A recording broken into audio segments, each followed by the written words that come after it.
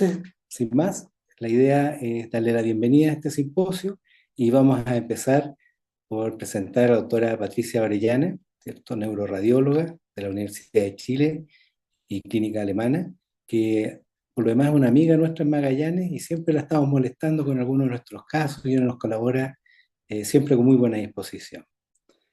Patricia nos va a hablar de algunos casos de enfermedades disminizantes a través del diagnóstico diferencial y algunos errores diagnósticos. Adelante, Patricia. Bueno, hola Ramiro, hola a todos, muy buenas tardes. Muchas gracias por esta invitación a esta idea genial de este simposio virtual que nos reúne a todos. No sé si Andrea dejó de compartir porque no me sale.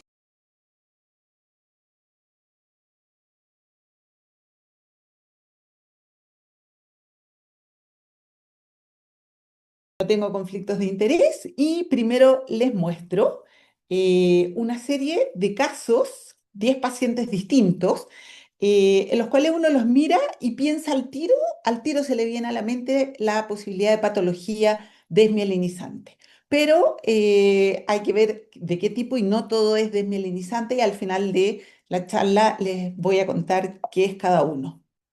Em, Vamos a partir con el caso número uno, que es una paciente mujer de 62 años con antecedentes de una trombofilia que ingresa al servicio de urgencia cursando un cuadro de mielitis subaguda. Se hace una resonancia magnética de cerebro y de médula y se encuentra una lesión medular eh, relativamente corta, ocupa un poco más de la mitad del diámetro transverso de la médula y la resonancia magnética se informa como múltiples lesiones hiperintensas periventriculares sin variaciones respecto a un estudio previo que les voy a mostrar ahora.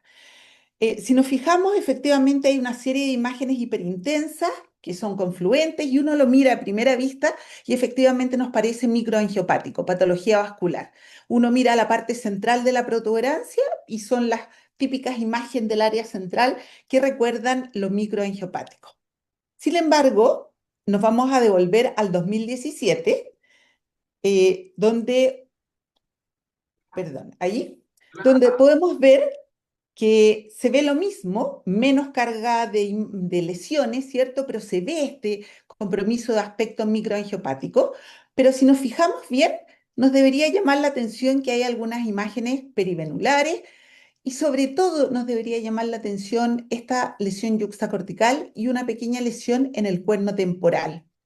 Para la patología de pequeño vaso, la verdad es que a veces uno ve esta imagen como perivenular, pero lo yuxtacortical no es de la microangiopatía, como tampoco una lesión en el cuerno temporal es bastante raro.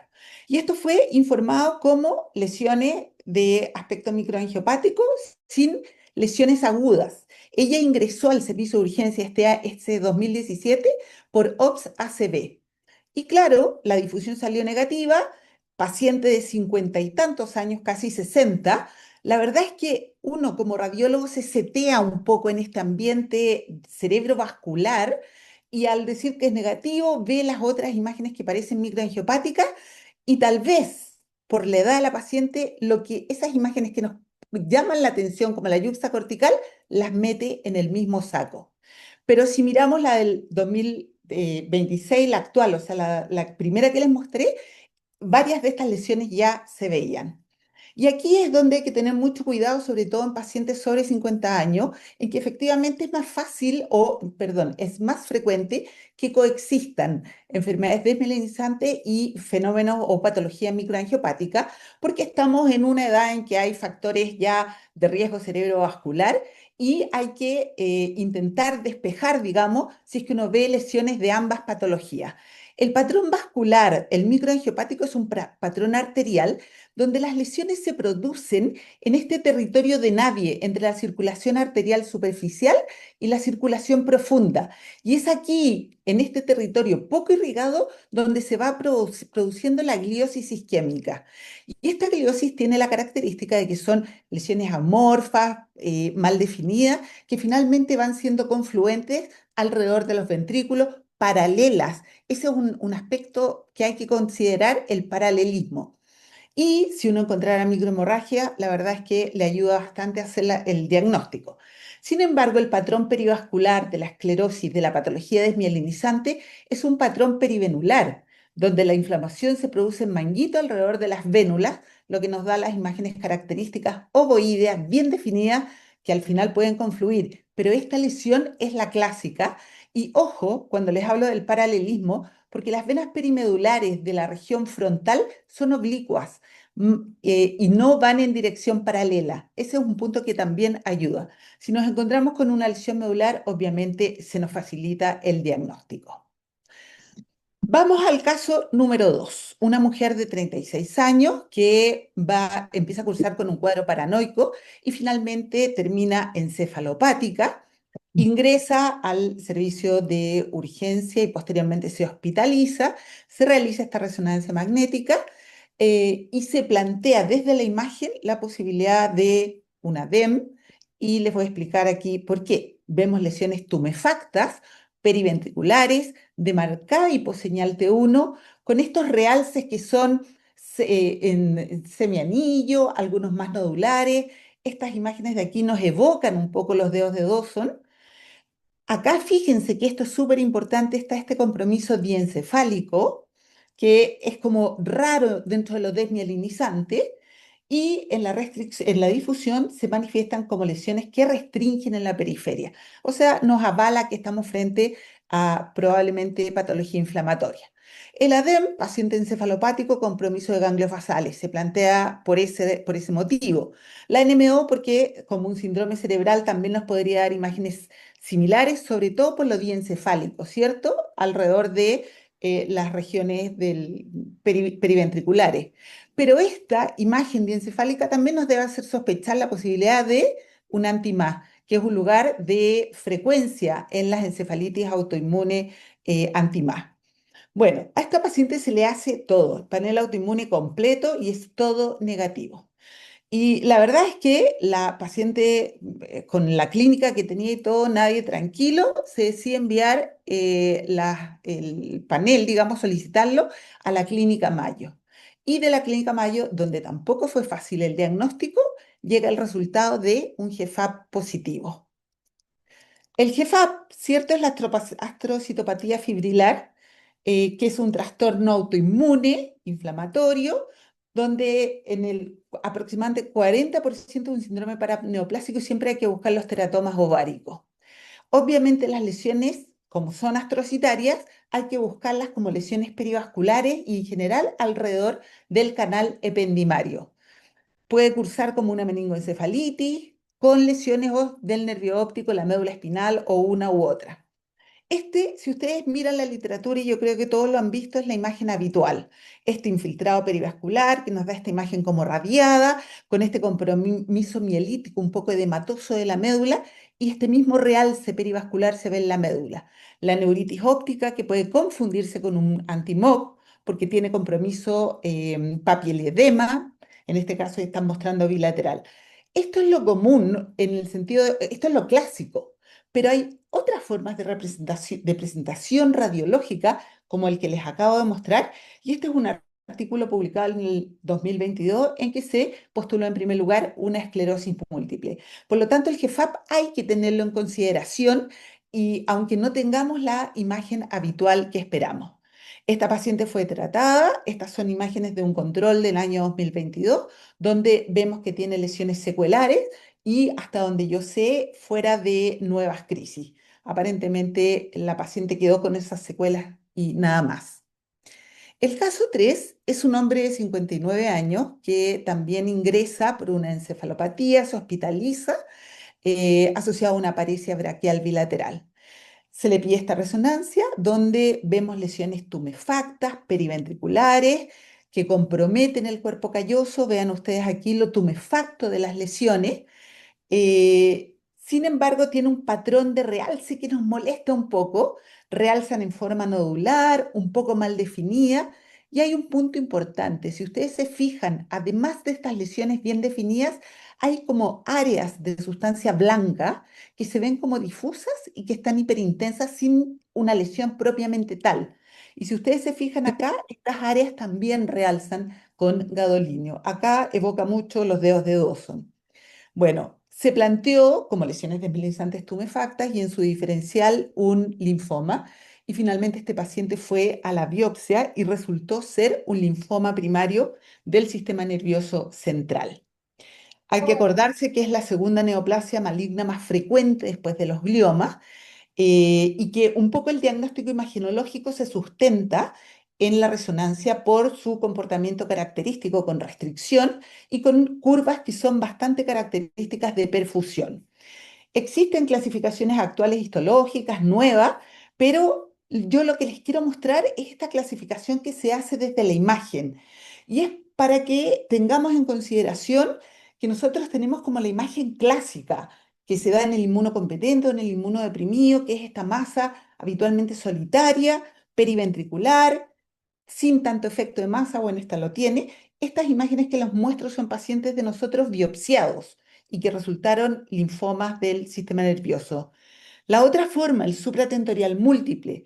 Ustedes ven esto y vemos la captación y esto nos lleva de todas maneras a pensar en la patología desmielinizante.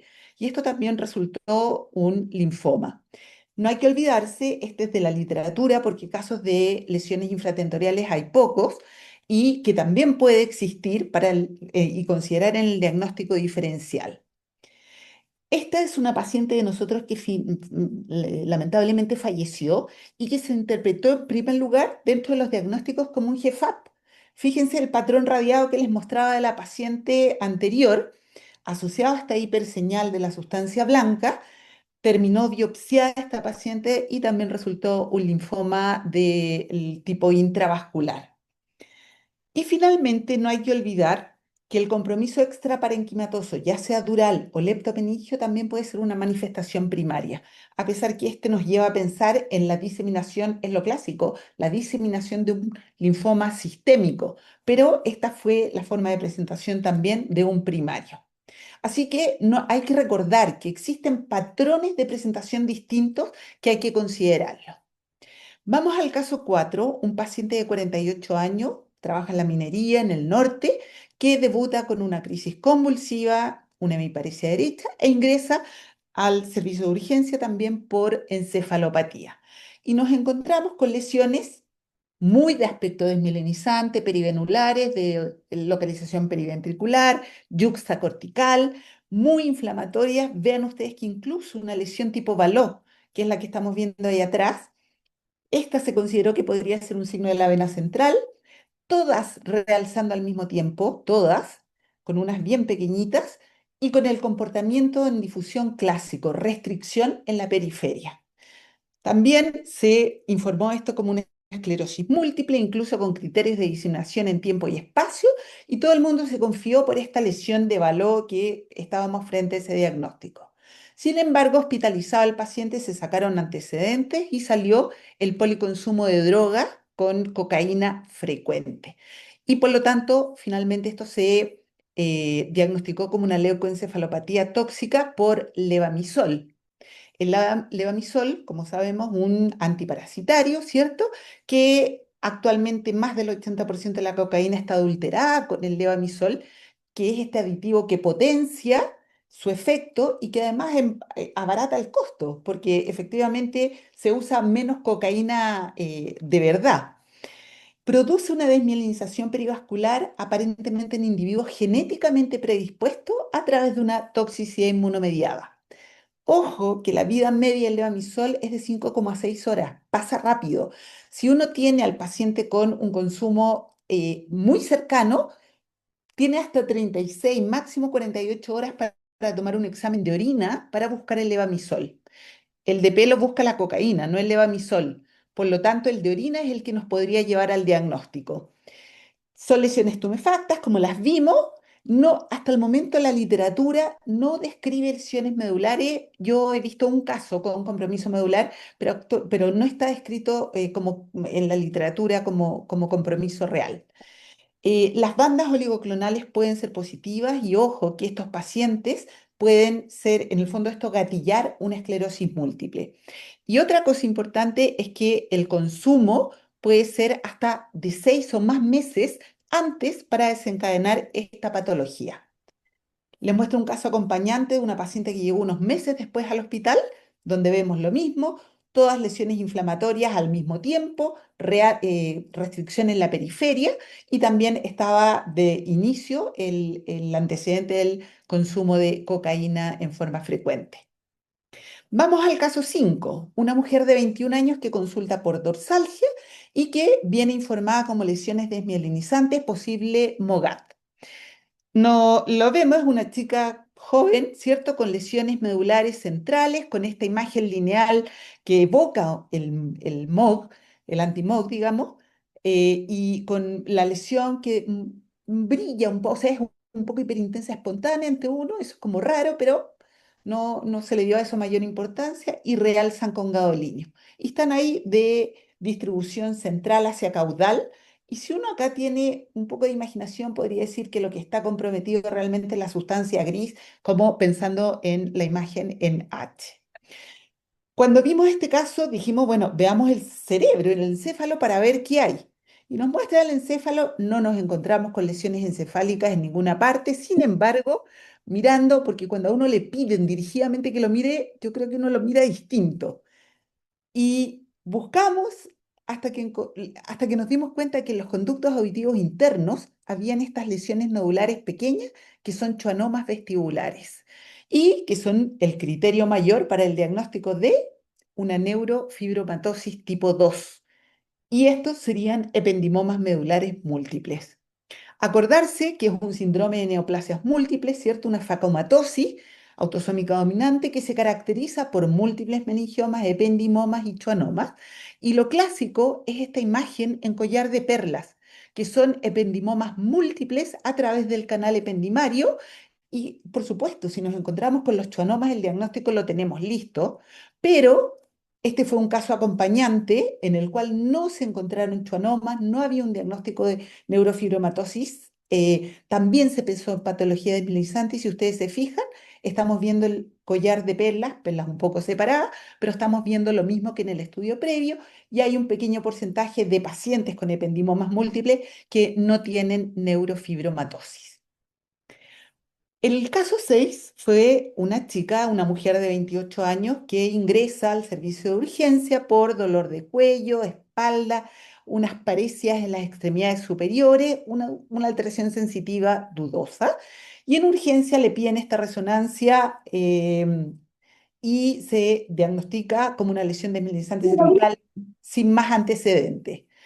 Esta lesión un poco tumefacta, casi de un poquito más de 2 cuerpos vertebrales, un poquito más de la mitad, pero está tumefacta, puede haber edema. La paciente se hospitaliza en la UTAC, se hace una nueva historia y por esa nueva historia se sospecha que esto es un infarto medular y se le pide una difusión rápidamente que a pesar de que pasaron 5 días, del 20 al 25, y ustedes pueden ver que afortunadamente no se encontramos con esta lesión restringiendo en la médula cervical y efectivamente esto fue un infarto medular que muchas veces nos toca enfrentarnos solo a la secuela. Hay pacientes que debutan con esto, con una sintomatología que pasó o se mal diagnosticó y finalmente nos enfrentamos como posible lesión desmielinizante a la secuela. Les muestro esto porque nosotros tenemos la imagen de los ojos de serpiente, ojos de búho, que es como lo clásico. Y siempre decimos, si no tiene los ojos de búho, nos parece raro que esto sea efectivamente medular y vascular. Pero hay formas distintas de presentación de acuerdo a los territorios vasculares, incluso este, con un compromiso muy anterolateral, pequeño, que puede ser por compromiso de una rama segmentaria de la espinal. Esto lo que les quiero decir es que aunque ustedes sospechen más la mielitis que el infarto, pongan siempre sus órdenes la posibilidad del infarto. Eso va a llevar al tecnólogo necesariamente a hacer una difusión y eso nos puede dar el diagnóstico en la etapa aguda porque ya cuando pasan los días no lo vamos a ver. Así que eso se los doy así como ojalá en sus órdenes para que les hagan o soliciten dirigidamente el estudio de difusión. El caso 7 es un paciente de 39 años que es un VIH positivo en terapia antirretroviral con una carga viral normal en sangre positiva en LSR y que llega por problemas de ISAPRE a nuestro hospital cursando un cuadro inflamatorio leptomeningio que fue diagnosticado como una sífilis tenía un BRL positivo.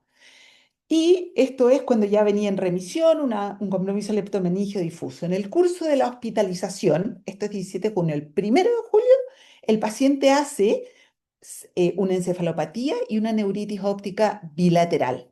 Aparecen numerosas lesiones de sustancia blanca, mal definida, compromiso del nervio óptico posterior hacia la región del quiasma, compromiso de tronco y un realce mal definido, difuso, que es como, no nos plantea ningún patrón en especial ese tipo de realce. El paciente le hacemos un estudio de órbitas, pueden ver que además hay una perineuritis, que hay compromiso, hay papiledema bilateral y hay, perdón, compromiso de la médula con lesiones, sobre todo de la médula cervical y además un realce leptomeningio. Con todo esto, ¿qué nos planteamos? Sale el antecedente del paciente de que tenía antecedentes de una colangitis esclerosante hecha en un episodio anterior de su vida. Y por eso se plantea como hipótesis diagnóstica que esto podría ser tener un origen inmunomediado. Se plantea una encefalitis por CD8, pero la relación CD4-CD8 salió normal. Se plantea un escape viral con pocas ganas porque la verdad es que la carga viral en el SR era muy escasa y obviamente en un paciente VIH se plantea la patología linfoproliferativa como también posibilidad de presentación rara, pero también se plantea. Se solicita todo y al poco rato o a los pocos días nos llega anticuerpos anti-MOC de 1 en 100. Por lo tanto, estábamos frente a un paciente con un MOGAD en un paciente VIH, algo que es raro. En pacientes VIH, la verdad es que hay muy escasos reportes de patología desmielinizante asociada. Se piensa que hay una desregulación inmunitaria a partir de la infección. Ojo que las presentaciones son bastante atípicas, no es lo que uno espera. Este paciente fue tratado con corticoides, con inmunoglobulinas y vean ustedes, cuando ya pasó un tiempo, se mejoró totalmente, algunas lesiones seculares quedaron, la médula mejoró, los nervios ópticos también mejoraron, quedando solo ahí el quiasma óptico que estuvo comprometido, algunas pequeñas imágenes hiperintensas, pero fue un MOGAD en VIH. Ramiro, yo no sé si en tiempo estoy ok, me queda un puro caso, no sé si lo paro acá. Dale nomás, Pati. Ya, este es el último caso, que es un caso también interesante porque nos plantea algunas cosas. Este es un caso que nos llegó para segunda opinión de una chica de 17 años que tenía lesiones de resonancia, donde se encontraron imágenes que sugirieron una posible esclerosis múltiple. Tenía una resonancia como de 6 meses antes que no la pudieron sacar del sistema público. Así que solo nos llegó esto y venía con el diagnóstico de lesiones de aspecto desmelenizante sin actividad inflamatoria controlar. Y el neurólogo estaba en la duda si hospitalizarla, pedirle bandas, etcétera. Llamamos nosotros para tener más antecedentes desde la unidad de neuroradiología, llamamos a la mamá, que nos contara un poco más de la historia de esta chica. Bueno, y dentro de eso sale de su vida perinatal y sale que ella en el año 2017, al año de edad, hizo una meningoencefalitis. Y fíjense ustedes que las lesiones que tiene y que estamos viendo ahora son lesiones seculares de su meningoencefalitis. Incluso una lesión que tiene yuxtacortical ahí abajo son todas lesiones seculares.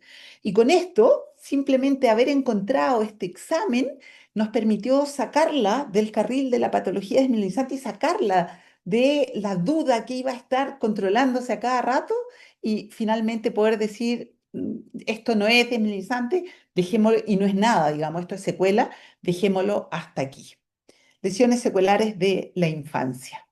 Y esto simplemente es nuestros errores diagnósticos son, yo creo que son muy de resonancia y uno induce probablemente muchas veces a los clínicos, pero creo que algunos errores los tenemos compartidos.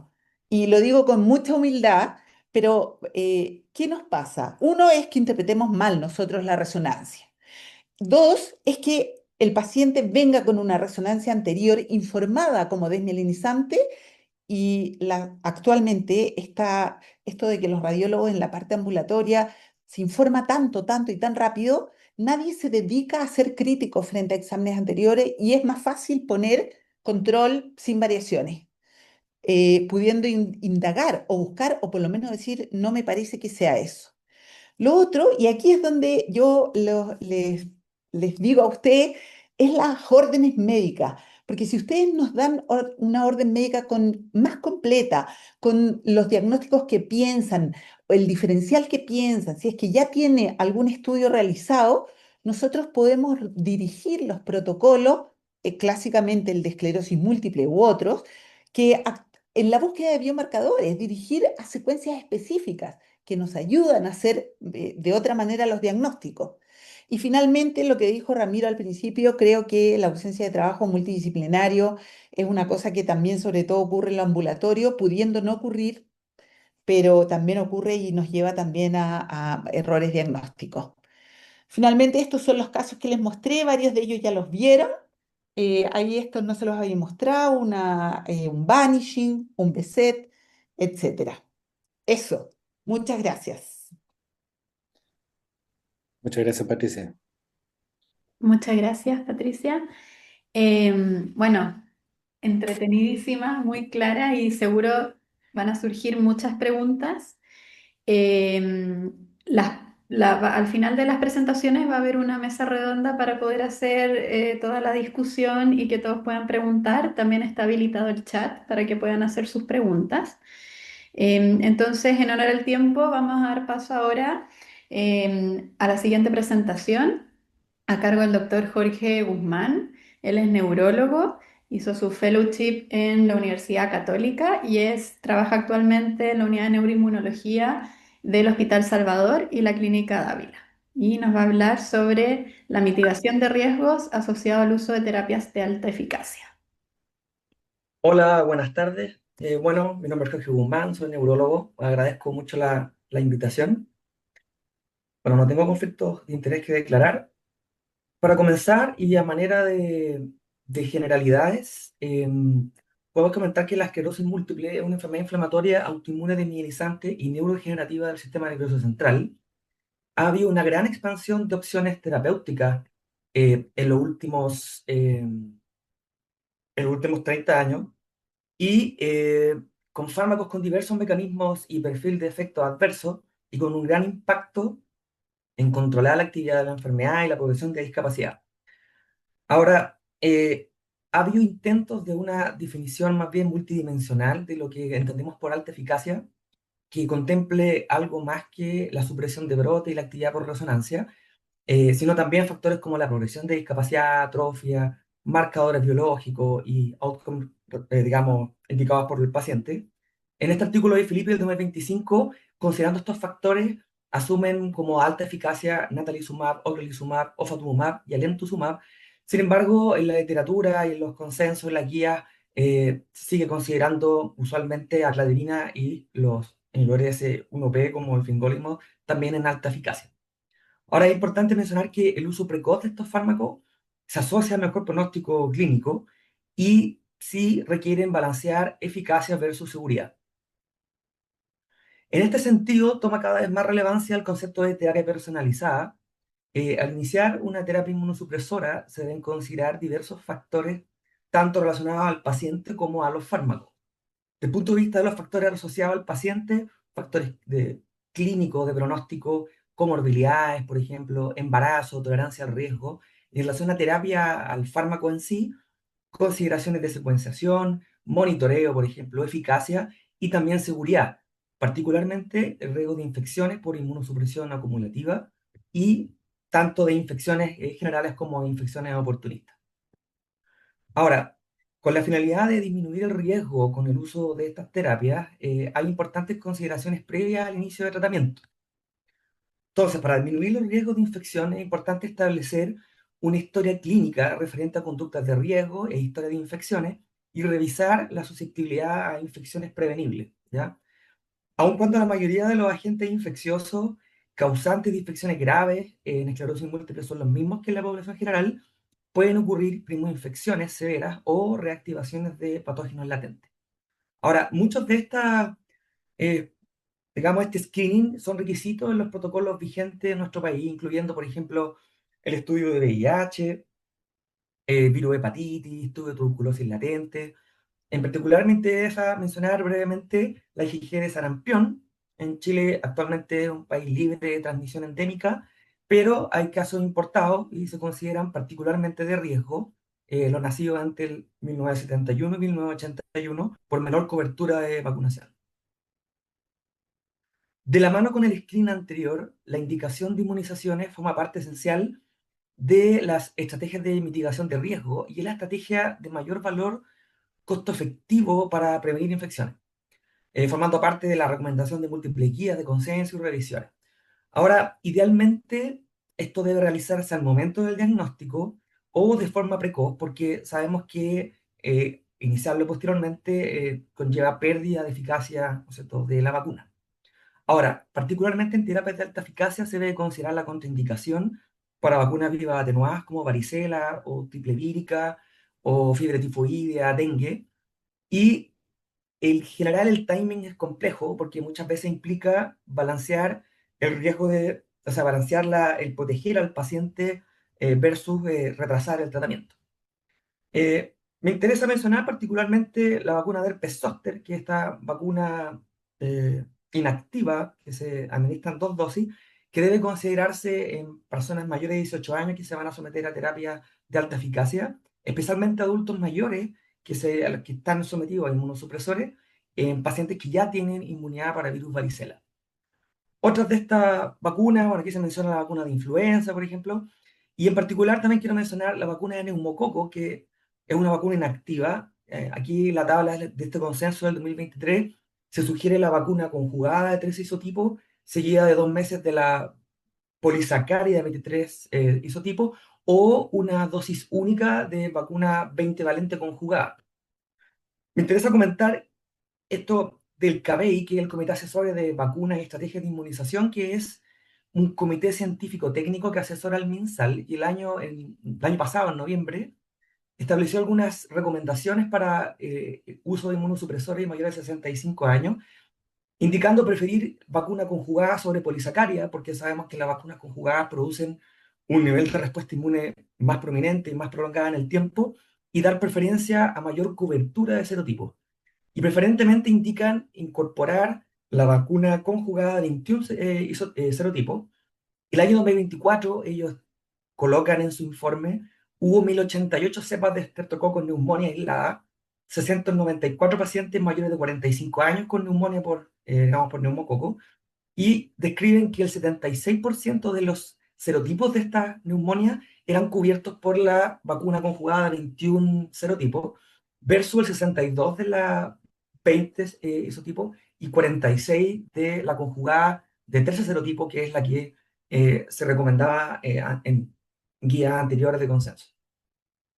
Otra cosa que me parece importante mencionar, vacunas inactivas es seguro en cualquier momento antes o durante el tratamiento, pero al menos 2 semanas antes si uno quiere proteger de manera completa al paciente. En el caso de vacunas vivas atenuadas, no dar con inmunosupresores, al menos 4 semanas antes para darle tiempo a lograr una inmunidad efectiva. En el caso de uso de bolos de metilprednisolona, se sugiere al menos diferir 1 mes la vacunación. Otra vacuna aquí de la hepatitis B, brevemente, una vacuna inactiva, 3 dosis, y se sugiere en población de alto riesgo, sobre todo si se va a someter a terapia monoclonal anti-CD20, y alto riesgo se refieren a pacientes con riesgo de exposición sexual, diálisis, enfermedad crónica, daño hepático crónico, enfermedad renal crónica, y usuarios de drogas parenterales. Este esquema representa los momentos de vacunación antes, en el inicio o posterior a el uso de inmunosupresores. En este contexto de vacunación se ha descrito, y es una sugerencia, del potencial beneficio de natalizumab para balancear el inicio precoz de terapia versus la necesidad de tener que inmunizar. Esta terapia ha demostrado a la exposición a vacuna buenos niveles de seroconversión, teniendo la cautela de una transición a una terapia de eficacia similar. Y en pacientes con JC positivo también se puede usar como terapia puente de corta duración, 3 a 6 meses.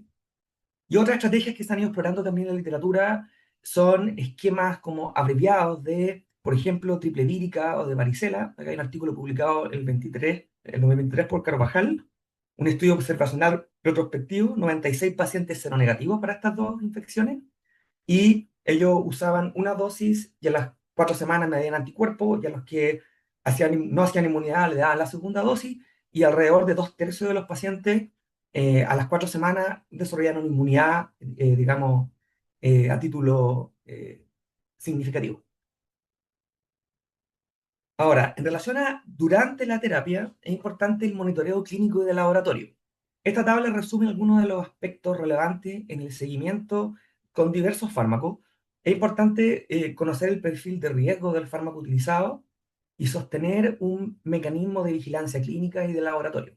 Ahora, no es la intención hablar de cada uno de estos aspectos. Algunos riesgos que me pareció relevante mencionar, por ejemplo, en el caso de uso de fingolimod, riesgo de neoplasia primaria, sobre todo neoplasia cutánea, por lo cual se recomienda una inspección de neoplasia cutánea anual. Y siendo raro, me parece relevante tener en consideración del caso de meningitis criptocócica asociada a fingolimod. En relación al monitoreo, lo relevante de controlar linfocitos y sobre todo pruebas hepáticas. Con cladribina, linfopenia, sobre todo mayor durante el segundo o tercer mes, infecciones oportunistas, herpes oral, herpes zóster, y lo importante del monitoreo, sobre todo el seguimiento de linfocitos y profilaxis de herpes en los casos que haya menos de 200 linfocitos. También hay sugerencias de profilaxis bajo 500 en pacientes de riesgo, como pacientes mayores de 60 años o que hayan tenido antecedentes de herpes zóster. En el caso de ocrelizumab, hipogamaglobulinemia, que voy a comentar más adelante, infecciones, y particularmente dos cosas que son, siendo más raras, igual hay que tener cautela: la presencia de neutropenia asociada al uso de anti-CD20 y de colitis inmunomediada, ¿ya? Este es un cuadro que es potencialmente grave, que se sospecha en base a la presencia de fiebre, dolor abdominal y diarrea, y hay que tenerlo en consideración porque tiene posibilidades de manejo, pero hay que estar cauto en que presencia de estos síntomas pueda estar en este contexto. Y de seguimiento, quise mencionar particularmente el seguimiento de inmunoglobulinas, que voy a comentar más adelante. En relación a fatumumab, el perfil de riesgo es similar. En natalizumab, la leucoencefalopatía multifocal progresiva, particularmente, y el seguimiento con índice JC. Y en el caso de alemtuzumab, autoinmunidad secundaria, lo que requiere un seguimiento estrecho, bien estructurado y prolongado por más de 4 años. Ahora, otro aspecto muy importante es la planificación familiar. El deseo gestacional debería formar parte al momento del diagnóstico, cuando uno está tomando decisiones respecto al inicio de terapia. Este esquema muestra las terapias que se pueden mantener hasta la concepción o de las que tienen que suspenderse antes de la concepción. En el caso de alta eficacia, natalizumab se puede mantener hasta la semana 30-34, y de los pacientes de las terapias que deben suspenderse previo a la concepción, tenemos fingolimod, donde por ser teratogénico debe suspenderse, y aquí sí es mandatoria la terapia puente, con una terapia que tenga una eficacia rápida, por lo cual se usa usualmente anti-CD20. Y hay que tener en consideración de que en los casos de seleccionados de embarazo bajo fingolimod, existe la posibilidad también de usar terapia de mantención en el embarazo con natalizumab. Para los casos de terapia de reconstrucción inmune o anti-CD20, no requieren terapia puente, pero hay algunas recomendaciones respecto al tiempo entre la suspensión del medicamento y la concepción. Cladribina, por ejemplo, al menos 6 meses, o ocrelizumab, basa con C en su opinión de expertos, poco después de cada infusión. Alemtuzumab al menos 4 meses posterior. Ahora, hablando de algunos riesgos específicos de las terapias de alta eficacia, la leucoencefalopatía multifocal progresiva asociada a natalizumab. Bueno, esta es una infección oportunista del sistema nervioso central causada por el virus JC. Esta es una infección que genera gran discapacidad y es potencialmente fatal. El mecanismo es por el antagonismo de la integrinas alfa 4, que es el mecanismo de acción de natalizumab, en los leucocitos circulantes. y esto genera una inmunovigilancia reducida por menor ingreso de linfocitos T citotóxicos JC específicos al sistema nervioso central u otros tejidos, y también por una liberación de linfocitos B desde la médula ósea y el vaso, que son sitios de latencia del virus. Ahora, la cohorte top, que es del programa de observación de TISABRI, con un N de 6.148 pacientes con un seguimiento a 10 años, se describen 53 casos de PML que representan el 0,9% de esta población. Ahora, este esquema muestra el riesgo de PML en pacientes bajo terapia con natalizumab. Los principales factores de riesgo son la positividad de anticuerpos, el uso de inmunosupresor previa y la duración de terapia por más de 24 meses. Por ejemplo, para pacientes que son JC negativos, que no han usado inmunosupresores previamente, el riesgo es bajo, 1 en 10.000 durante la trayectoria de la terapia. Y esto va cambiando con el uso previo de inmunosupresores. Por ejemplo, vemos que la incidencia aumenta notablemente después de los 24 meses de exposición. Y para los casos de título, podemos estratificarlo bajo 0,9 sobre 1,5, y se puede ver un quiebre en bajo 0,9 después de 24 sobre todo, y cuando es sobre 1,5, después de 12 meses, aumenta significativamente el riesgo. ¿Qué cosas tenemos que tener en cuenta también en pacientes que están con natalizumab? Es un seguimiento clínico y imagenológico estrecho, particularmente la parte clínica, la pesquisa de síntomas atípicos, afasia, por ejemplo, síntomas neuropsiquiátricos, déficits visuales corticales, hemiparesia, crisis epiléptica, el uso de índice JC cada 6 meses, y respecto a los hallazgos por imágenes, tener siempre alta sospecha en cualquier paciente que tenga lesiones bajo terapia con natalizumab que pudieran estar en el contexto de una PML, y los casos de carryover pineal, que en el fondo pacientes que tienen título alto y uno los cambia, estos pacientes requieren una vigilancia estrecha al menos los primeros 6 meses, tanto por clínica como por resonancia. Ahora, el intervalo extendido, que es un uso a dosificación a intervalo más amplio, que es una estrategia de manejo de riesgo de PML. El intervalo estándar es cada 4 semanas. Este intervalo logra una saturación mayor al 80% de los receptores de alfa-4 integrina. Sin embargo, se considera de que en estas dosis se obtienen concentraciones que son alrededor de 10 veces por sobre el mínimo terapéutico, que son 2 microgramos por ml, pero a la vez tener saturaciones muy bajas, entre el 20 y 40%, equivalen a esas concentraciones, se asocian a reaparición de actividad inflamatoria. Entonces, el uso de intervalo extendido cada 6 semanas, habiendo tenido enfermedad estable durante al menos 12 meses, ha mostrado una eficacia comparable con dosis estándar. Y esto ha llevado a una reducción de un riesgo de más o menos 94% en pacientes JC positivos, fundamentalmente porque con esta estrategia se permite una desaturación parcial de los receptores que permite cierto nivel de vigilancia inmune del virus JC. En relación a hipogamaglobulinemia por anti-CD20, esto se define por la reducción de niveles séricos de inmunoglobulina y que pueden impactar uno o más isotipos. No hay niveles de corte universalmente aceptados. Hay una propuesta de Otani en 2022 de considerarlos bajo 700 miligramos por decilitro, y generalmente así se ha manejado más o menos en la literatura, estableciendo rangos que aquí se muestran, 406,99, menor a 400 o menor a 200. Ahora, aparentemente habría un riesgo diferenciado por fármaco. Rituximab y ukelizumab incidirían mayormente en niveles bajos de IgG, IgM, y ofatumumab, ublituximab en IgM. Sin embargo, hay que tener en consideración que estos fármacos tienen seguimientos más cortos que los anteriores.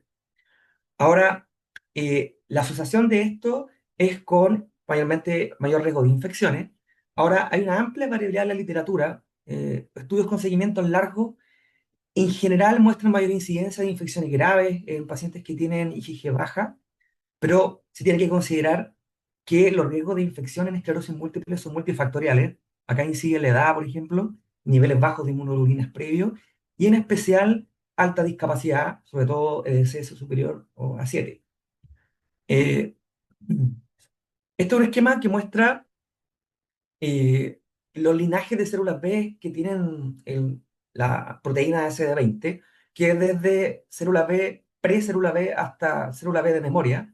Los plasmablastos y las células plasmáticas no tienen este receptor, y los medicamentos actúan en este grupo de células, generando muerte celular mediada por anticuerpos.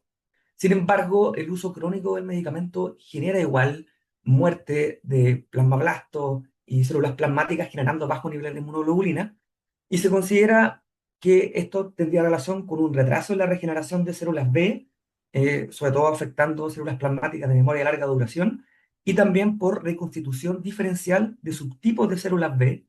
Esto sobre todo estudiado en rituximab en otras patologías inmunomediadas, donde se observa que se reconstituyen más células naive que células B de memoria, y estas células tienen menor capacidad para diferenciarse en células plasmáticas, lo que incidiría en los niveles bajos de IgG con el uso crónico. Ahora, las estrategias de manejo para hipogammaglobulinemia no hay como guías de consenso como para manejar el riesgo. Hay diversas sugerencias, eh, por ejemplo, el uso de profilaxis antibiótica en algunos escenarios específicos. Se recalca el uso de vacunas, haciendo hincapié en que cuando sea posible hay que tratar de completarlas antes del inicio de terapia. Y también cambio de terapia. Algunos trabajos de pocos pacientes con seguimientos cortos, al cambiarlo de terapia se ve que se recuperan lentamente tras la suspensión, pero esto tiene que equilibrarse también con menor eficacia.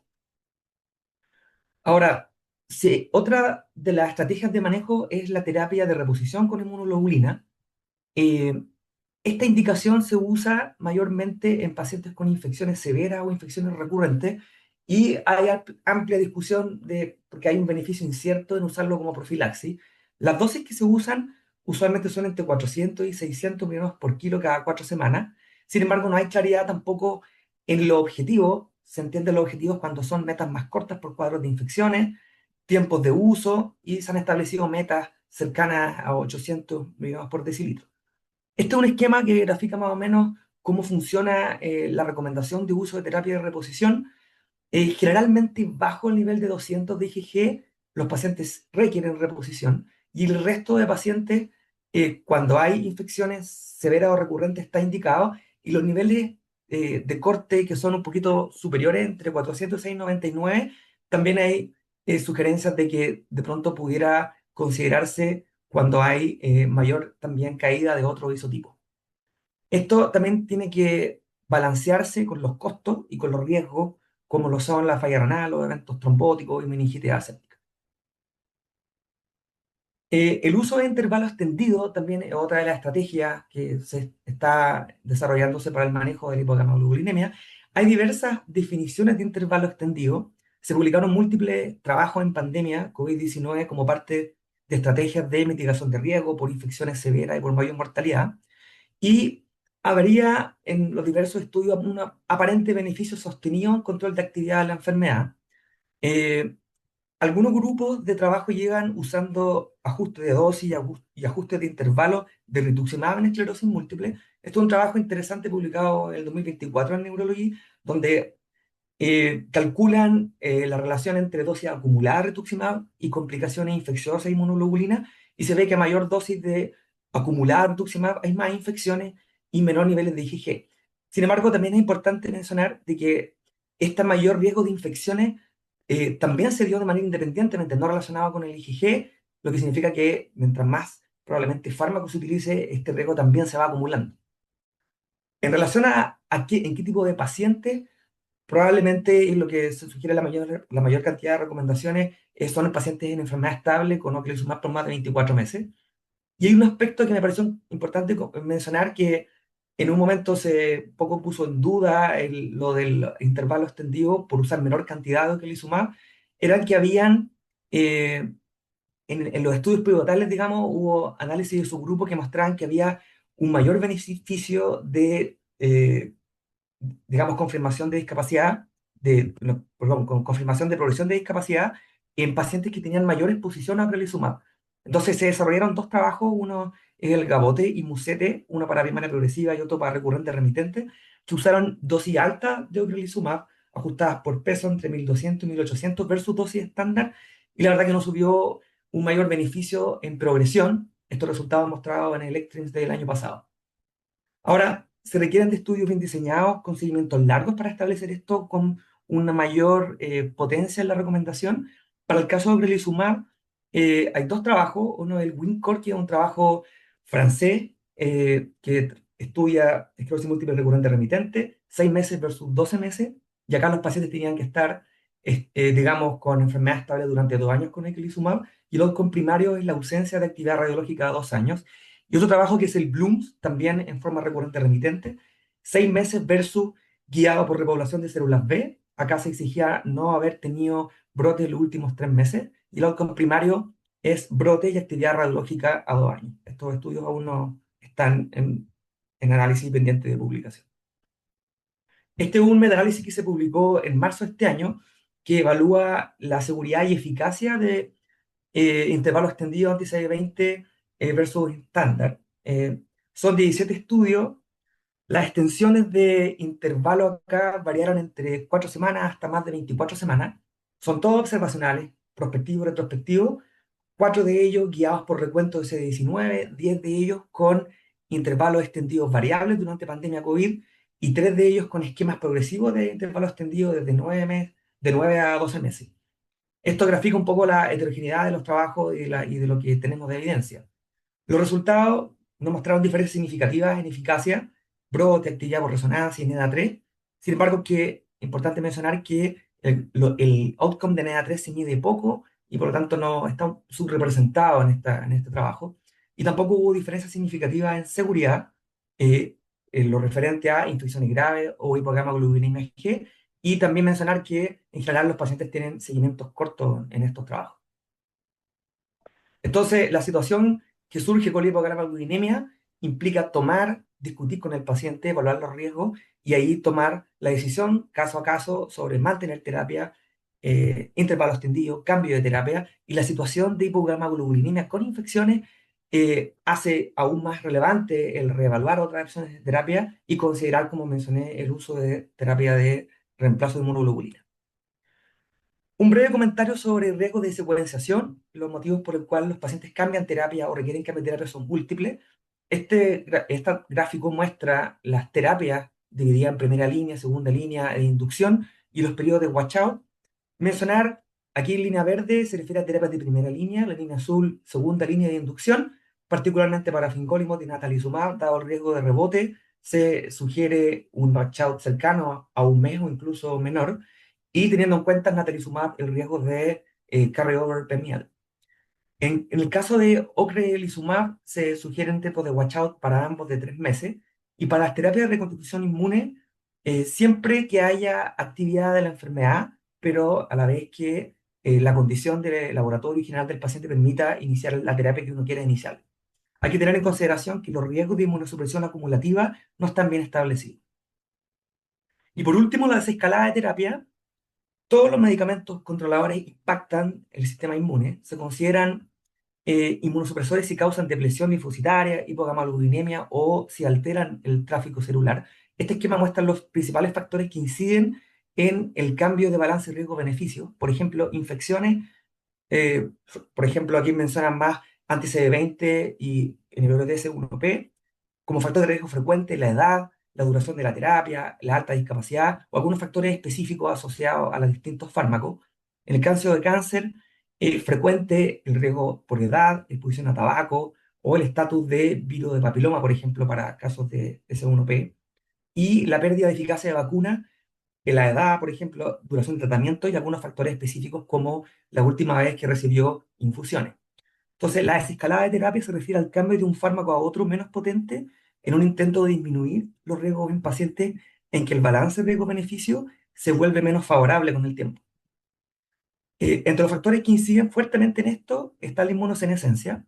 Este gráfico muestra que a medida que uno envejece, la probabilidad de recaída decae en el tiempo y a la inversa, la probabilidad de progresión independiente de actividad, la probabilidad de comorbilidades y las consecuencias de inmunosenescencia van aumentando con el tiempo. Todo esto afectando el balance riesgo-beneficio y exponiendo a los pacientes a mayor riesgo de infecciones y mayor riesgo de cáncer. La inmunosenescencia se refiere al declinamiento gradual de la función inmune con cambios cuales y cuantitativos en células T, B y en consecuencia en anticuerpos. Acá muestra los diversos mecanismos asociados con la inmunosenescencia. Muchos de ellos Bueno, aquí se grafican generando, digamos, citotoxicidad, daño tisular, discapacidad eh, y morbilidad, y también el riesgo de efectos adversos aumentado y la menor eficacia de los controladores que generan la inmunosenescencia. Esto produce un beneficio limitado de estos controladores en etapas tardías y que es una situación que se observa en la práctica clínica, pero que formalmente no se evaluaron en los ensayos pivotales debido a la exclusión de los pacientes mayores de 55 años. Este esquema resume el conocimiento actual en la estrategia de desescalamiento. Esto se considera sobre todo en pacientes entre 55 y 60 años, con una enfermedad inactiva por 5 años en relación a recaída y actividad de la enfermedad, pero también se sugiere que cualquier edad uno tiene que hacer un balance riesgo-beneficio, sobre todo si hay alta discapacidad, hay infecciones, comorbilidades o, por ejemplo, hipogamaglobulinemia o diagnóstico de cáncer, y se puede considerar descontinuar o desescalar, y la estrategia de esto va a depender del fármaco que uno está usando. En el caso de terapia de reconstitución inmune se pueden suspender, en los casos de anti-CD20 también, pero está surgiendo la posibilidad de uso de intervalo extendido también en este contexto, y para las terapias que afectan con el tráfico celular no se pueden suspender abruptamente y requieren una terapia puente. Y por supuesto todo esto en el contexto de un paciente que tiene que seguir con seguimiento clínico, imagenologíco y de laboratorio. En este contexto también, potencial utilidad de la cladribina como terapia de salida, de desescalada de los pacientes. Eso.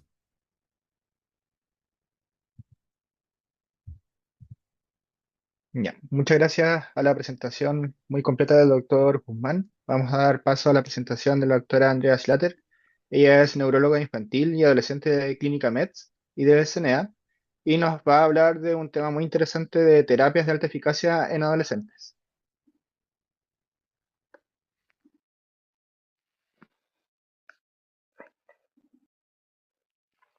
Hola, muy buenas noches. ¿Se ve bien la pantalla? Sí, ¿Sí? Perfecto. Bueno, muchas gracias a la directiva por la invitación. Yo feliz de participar y contarles un poco en qué están los tratamientos en esclerosis múltiple en niños y en adolescentes.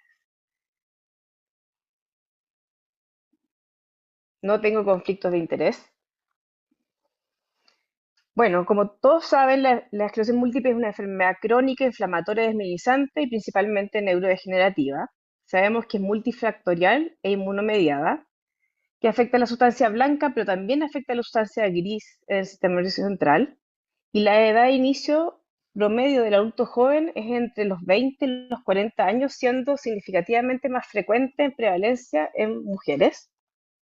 Y en las últimas publicaciones se ha descrito que hasta un 10% del total de pacientes con esclerosis múltiple tuvo un primer episodio antes de los 18 años. Claramente de este total de pacientes, la gran mayoría tiene un inicio postpuberal y la edad de inicio promedio de los pacientes en edad pediátrica es entre los 8 y los 14 años. El curso clínico evolutivo en los pacientes pediátricos, como vemos en la gráfica de abajo, casi en un 99% es recaída-remisión. No hay publicaciones hasta la fecha de primarias progresivas y como vamos a ir viendo, los pacientes pediátricos tienen alta tasa de recaídas anuales mayor que en la población de adultos. Este es un estudio publicado en el New England Journal of Medicine el año 2007 que trata de evaluar y comparar la evolución natural de los pacientes que partieron de esclerosis múltiple en la edad pediátrica versus lo que partieron en la edad adulta. Y como vemos en la figura, la línea superior son los pacientes pediátricos y la inferior son los pacientes adultos. La tasa de recaídas en los pacientes de inicio pediátrico es altamente significativa versus los pacientes de adultos. En este mismo estudio se pudo evaluar en el seguimiento de la historia natural que los pacientes pediátricos o pacientes que iniciaron la esclerosis múltiple en edad pediátrica tardan más en llegar a una secundaria progresiva, como vemos en el gráfico A.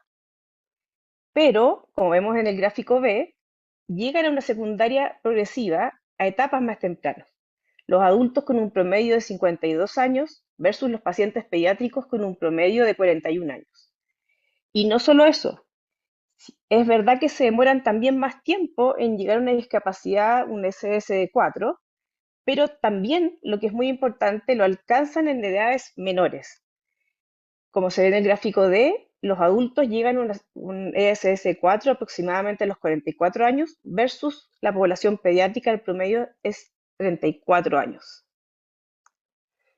Por lo tanto, la esclerosis múltiple de inicio pediátrico no es benigna y, como vamos a ir viendo al transcurso de la presentación, es altamente inflamatoria y agresiva. Esta es una publicación del Neurology del 2014 en que, con una base del NIST del tamaño de los volúmenes cerebrales, compara el volumen cerebral desde el inicio de la esclerosis múltiple en pacientes mujeres y hombres con esclerosis múltiple versus controles sanos. Y evalúa el volumen cerebral completo y también evalúa el tamaño de los tálamos, ¿ya? Y como vemos en el gráfico A, en la primera parte, si vemos los pacientes con línea azul, son los niños hombres que partieron con esclerosis múltiple y son las mujeres. Y si vemos en este gráfico desde el inicio, el tamaño cerebral de estos pacientes es menor que en los controles. Y si nos vamos a los 15 años, en el corte, vemos que las curvas se separan drásticamente. Por lo tanto, son niños que parten con un volumen cerebral menor y no alcanzan el desarrollo completo a los 15 años como lo hace la población normal. Por lo tanto, no solamente es inflamatoria, sino que es una enfermedad que afecta el neurodesarrollo y reduce significativamente la reserva cognitiva en estos pacientes. Este es otro estudio publicado en el Neurology del 2019 que nos muestra, a través del seguimiento con resonancias, estudio de resonancias en pacientes que iniciaron la esclerosis múltiple en edad pediátrica, y lo que vamos viendo y lo que concluyen es que lo que dijimos son pacientes que no logran llegar a un máximo de crecimiento cerebral, no se logran los valores máximos de volumen cerebral a los 15 años, y además lo que se ve es que empiezan con una atrofia cerebral de inicio precoz en la adolescencia tardía. No solo es lo que vemos en imágenes ni en la tasa de recaídas, este es un estudio publicado en 2019 que trata de evaluar si es que hay alguna diferencia en el tema cognitivo o en el rendimiento en el test de dígito y símbolo en los pacientes que iniciaron en la edad pediátrica, son los que iniciaron en la adultez. Es un total de 5.704 pacientes, de ellos 300 pacientes de inicio en edad pediátrica, y lo que vemos en el primer gráfico es que parten con escalas o la puntuación en este test bastante similares, pero a los 30 años bastante similares, pero a los 40 años de medición, la baja de la puntuación de los pacientes de inicio en esclerosis múltiple en edad pediátrica es significativa, ¿ya? Por lo tanto, son pacientes que tienen un declive cognitivo más precoz y acelerado, lo que impacta significativamente las funciones cognitivas en pacientes que están en la etapa más productiva de sus vidas. No solamente es lo que se ve en las resonancias, ni lo que como dijimos en el fondo, ni tasa de recaída. También hay varias publicaciones, esta es la del Neurology del 2018, que trata de evaluar el deterioro cognitivo o las alteraciones en las habilidades psicosociales de los pacientes pediátricos y adolescentes que iniciaron la esclerosis múltiple. Y al año de seguimiento de estos pacientes se ve que el 31% de ellos, un tercio de ellos, tiene un deterioro cognitivo, déficit en memoria, atención, funciones ejecutivas y lenguaje. 73% en las encuestas refieren fatiga significativa, 6% de ellos refieren síntomas depresivos, y acordémonos que son pacientes que están escolarizados, que están séptimo, octavo básico, la gran mayoría, y es muy importante estar monitorizando su rendimiento académico, sus dificultades para poder hacer una intervención temprana y poder apoyarlos. En cuanto a los criterios diagnósticos, las primeras las primeras publicaciones para poder definir a qué íbamos a llamar una esclerosis múltiple en niños partieron el año 2007 y estos se fueron modificando a través del tiempo, al igual que los de adultos. Y finalmente también se modificaron y se incluyeron en las nuevas guías de los criterios 2024 la población pediátrica. Por lo tanto, son criterios de nuestra población pediátrica que igual están actualizados. Esta es una resonancia de un paciente de 12 años. Como vemos, tiene la distribución característica de las lesiones periventriculares, son más grandes, menos definidas y tienen este compromiso característico del cuerpo calloso. Pero no solamente están estas lesiones inflamatorias, este es un paciente de 14 años y vemos que en esta secuencia T1 se ven estas lesiones hipointensas, que son black holes, que reflejan daño axonal irreversible. Por lo tanto, los pacientes pediátricos, además de tener una enfermedad altamente inflamatoria, tienen una enfermedad que es altamente degenerativa. Y como vemos en este paciente de 13 años, lo que vamos viendo además y que vimos en los estudios, hay una atrofia cerebral que de fondo independiente, que van ganando independiente de la carga lesional. ¿Cuáles son los factores de riesgo medioambientales en los pacientes pediátricos? Hay muchos estudios y está reportado desde el 2007 que en el fondo la exposición de los niños a padres fumadores aumenta significativamente el riesgo de esclerosis múltiple en esta población. La exposición a infecciones principalmente por Epstein-Barr y la vitamina D. Niveles altos de vitamina D se asociarían a menor riesgo de esclerosis múltiple y en los pacientes con esclerosis múltiple, niveles adecuados de vitamina D o altos reducirían hasta un 34% la tasa de recaídas anual. Otra cosa muy importante como factor de riesgo y que tenemos muchos en nuestros pacientes latinoamericanos, sobre todo chilenos, es la obesidad. Pacientes, niños o adolescentes con un índice de masa corporal mayor que 27 tienen un aumento de riesgo de desarrollar el esclerosis múltiple y además es una esclerosis múltiple mucho más inflamatoria y agresiva.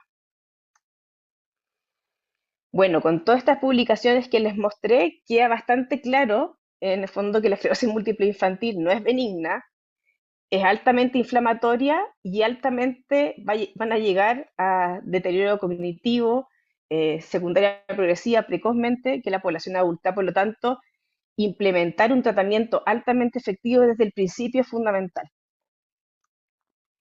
Entonces, como hablaba el doctor Guzmán, el tratamiento en esclerosis múltiple en niños también es personalizado y uno tiene que balancear estos 4 factores. Por una parte está el paciente, las preferencias, la tolerancia al riesgo.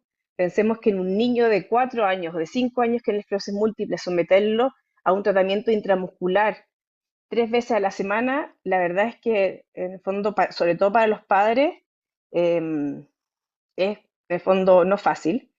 Y por tener a una paciente adolescente con ciertos tratamientos que le van a provocar como efecto adverso un flashing y que todos los días en la mañana va a llegar con flashing al colegio, en el fondo en un adolescente claramente no mejoran la adherencia a la terapia.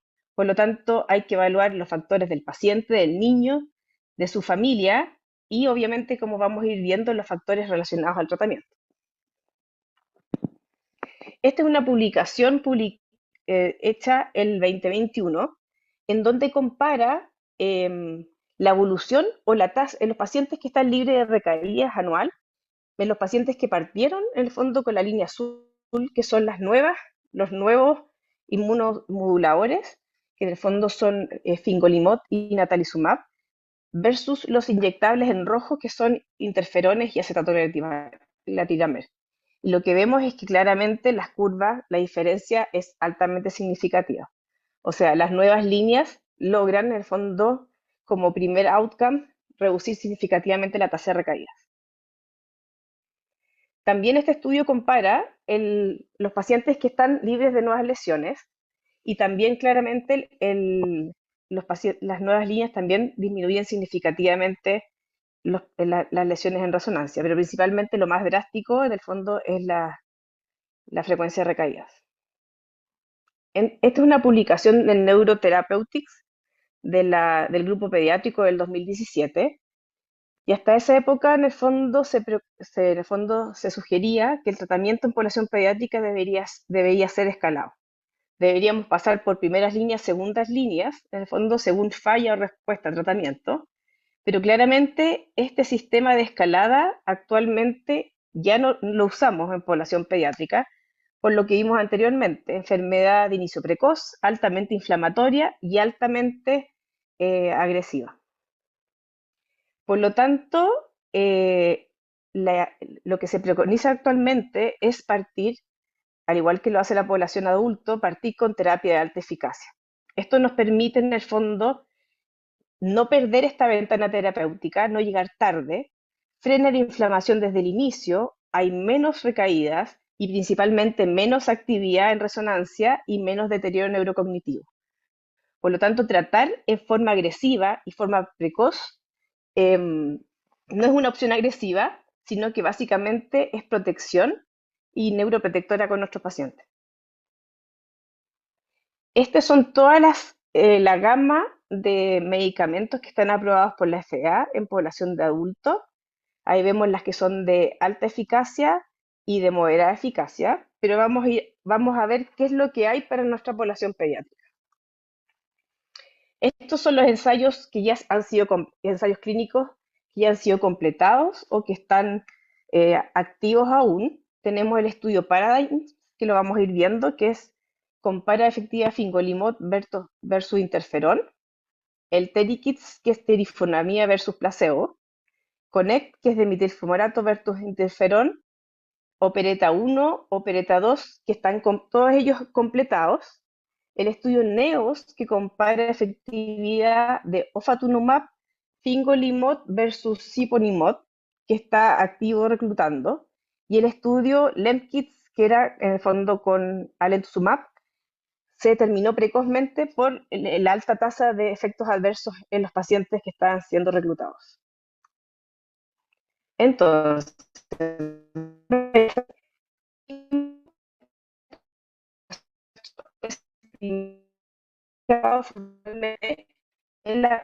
por la FDA y la EMA para el tratamiento de esclerosis múltiple pediátrica.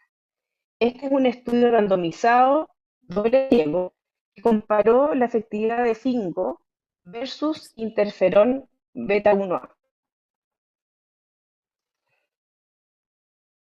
Tomó la población similar, después venía un periodo de extensión de 5 años. Cuando vemos los resultados, el outcome primario, que era disminución de la tasa de recaídas anual, vemos que la diferencia en el fondo es bastante significativa. Tenemos en celeste interferones y la reducción con fingolimod de tasa de recaída es bastante significativa. Redujo el número de lesiones activas, el volumen de lesiones entre 2 y el número de lesiones captantes de gadolinio. Por lo tanto, en el fondo, este fue el primer estudio que compara terapias. Compara terapia oral de alta eficacia versus interferón. Y claramente demuestra que fingolimod es altamente más efectivo comparado con interferones.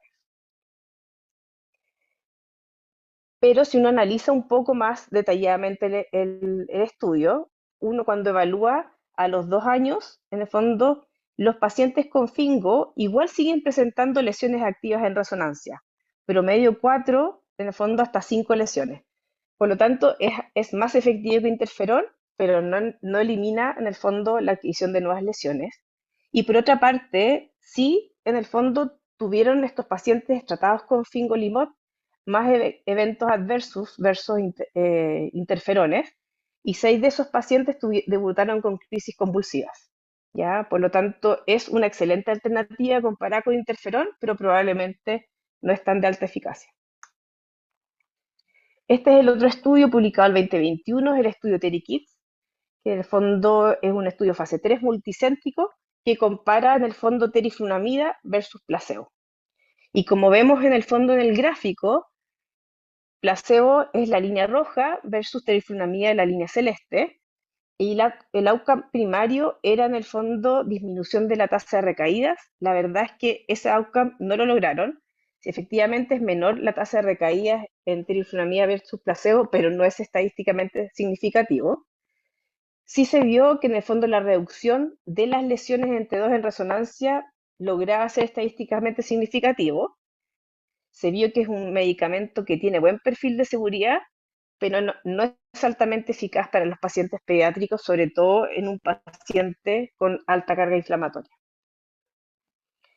El tercer estudio, que es el estudio CONNECT, que fue publicado el 2022, es un estudio randomizado, en el fondo, de 96 semanas de extensión, y compara en el fondo dimetilfumarato versus interferón, ¿ya? Y el outcome principal de ellos fue lesiones, el outcome principal fue imagenológico, disminución de las lesiones en T2 y captación de gadolinio y recaídas anuales. Y vemos que sí, efectivamente, comparando dimetilfumarato versus interferón, logra en el fondo tener disminución de las lesiones en T2 y disminuir las tasas de recaída, pero no es en el fondo una diferencia significativa. Dentro de las otras terapias de alta eficacia, no hay ningún estudio formal actualmente en curso con natalizumab, pero sí hay varias publicaciones. Y está este artículo publicado el 2024 donde evalúa en el fondo efectividad comparando terapias de alta eficacia, natalizumab versus fingolimod, versus en el fondo los inyectables que son los interferones. Y como vemos en el gráfico, natalizumab va en la línea superior, eh, después viene fingolimod y después los inyectables. Claramente natalizumab es altamente efectivo y en el fondo altamente efectivo en reducir la tasa de recaídas. Fingolimod también logra ser efectivo, pero principalmente la estrategia en pacientes de alta carga inflamatoria y agresivos es partir con líneas en el fondo que impacten desde el inicio el control de la enfermedad. Entonces, vimos todos los fármacos que estaban aprobados anteriormente para la FDA en adultos, y esto es lo que actualmente a la fecha tenemos aprobado para esclerosis múltiple pediátrica. En las líneas orales de primera línea tenemos fingolimod, que dijimos que el 2018 es el primer medicamento que fue aprobado para mayores de 10 años por la FDA y por la EMA. Es el único medicamento aprobado por la FDA. Tiriflunomida está aprobada para mayores de 10 años por la EMA, dimetilfumarato para mayores de 13 años por la EMA. Terapias inyectables son los interferones que están aprobados solamente por la EMA. Y de alta eficacia, natalizumab en mayores de 12 años, pero esto solamente está publicado especialmente para Italia. ¿Qué hay con estudios pediátricos con ocrelizumab? Está el estudio PERETA 1, que trató en un fase 2 multicéntrico, que trató de evaluar la farmacocinética y seguridad de ocrelizumab en pacientes pediátricos, y se vio que claramente es un medicamento efectivo y logra buen perfil de seguridad. Y está el estudio PERETA 2. El estudio PERETA 2, en el fondo, no ha sido publicado aún, pero sí se presentó un avance en el ECTRIMS del año pasado, en un póster, y lo que se vio en el fondo comparando ocrelizumab versus fingolimod es que ocrelizumab lograba tener, en el fondo, disminuir significativamente versus fingo en la tasa anual de recaídas, que era significativo en disminuir las lesiones en T2 en el fondo y reducir las lesiones captantes de gadolinio, y que tendría un perfil de seguridad similar a los de adultos. Y este es el primer estudio pediátrico que compara dos terapias de alta eficacia, pero como les dije, este fue un preliminar del ECTRIMS el año pasado, pero aún no tiene publicación. Otros medicamentos que usan en la población adulta es claridine, que hay en el fondo de este medicamento en población pediátrica. Hay una sugerencia de expertos del 2022, pero claramente esta sugerencia no incluye datos en niños o en adolescentes. No hay recomendaciones aún de estos medicamentos en uso pediátrico, y la gran consideración es que en el fondo este es un sistema inmunológico en pleno desarrollo. Hay un par de reportes, como vemos acá, en la parte derecha de la diapositiva. hay 2 o 3 pacientes reportados en el mundo, pero claramente no tienen seguimiento, por lo tanto no tenemos claro el perfil de seguridad y la tolerancia de este medicamento. Por lo tanto, datos para que, en el fondo, o estudios que hablen del uso de cladribina en población pediátrica, hasta la fecha no hay. Pero hablando de tratamientos de alta eficacia, que es muy importante frenar la enfermedad desde el inicio, esta es una publicación del 2022 que habla como en el mundo real, qué es lo que se está usando en pacientes pediátricos. Entonces, como vemos en la gráfica, en la distribución, la gran mayoría de los países, en el fondo, o no están tratando, son pacientes en el fondo que no tienen tratamiento, diagnosticados pero sin tratamiento, o como ven en amarillo, la gran mayoría de estos pacientes están con terapias de baja eficacia, ¿ya? Por lo tanto, este paradigma, en el fondo, de alta eficacia es lo que tenemos que hacer y perderle el miedo a los tratamientos, en el fondo, de alta eficacia en población pediátrica, porque ya tenemos, en el fondo, trabajos y publicaciones en que son seguros y claramente son efectivos. Como mensajes finales, no tenemos que olvidar que hasta un 10% del total de pacientes que tienen esclerosis múltiple tuvieron un inicio antes de los 18 años. Esta enfermedad es altamente agresiva, altamente inflamatoria y muy neurodegenerativa. En el fondo, y como vimos, tiene un impacto significativo en los pacientes que llegan al adulto joven y que iniciaron en la edad pediátrica. Por lo tanto, el inicio, en el fondo, con terapias de primera línea es la opción, ¿ya? Probablemente sí nos faltan más estudios de seguimiento a largo plazo, de seguridad y tolerancia, pero el mensaje es el diagnóstico, como es tan importante hacer un diagnóstico precoz en estos pacientes, es partir con terapias de alta eficacia para tener esta ventana terapéutica y poder aprovecharla y mejorar así el pronóstico de estos pacientes. Muchas gracias.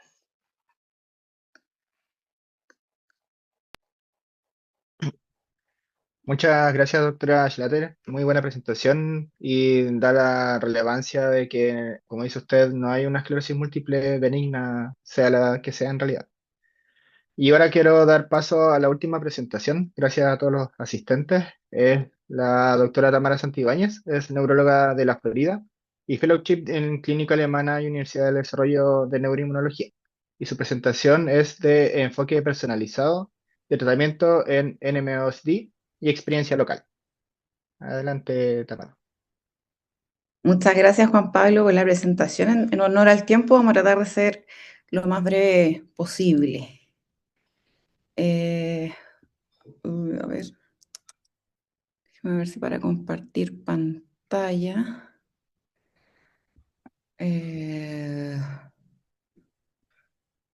No me deja compartir pantalla, Juan Pablo. Está habilitado para Espérame. todos. A ver. La flechita donde dice al lado de compartir. ¿Mm? A ver. No, a ver. Creo que ahí. A ver. Mm, mm, mm.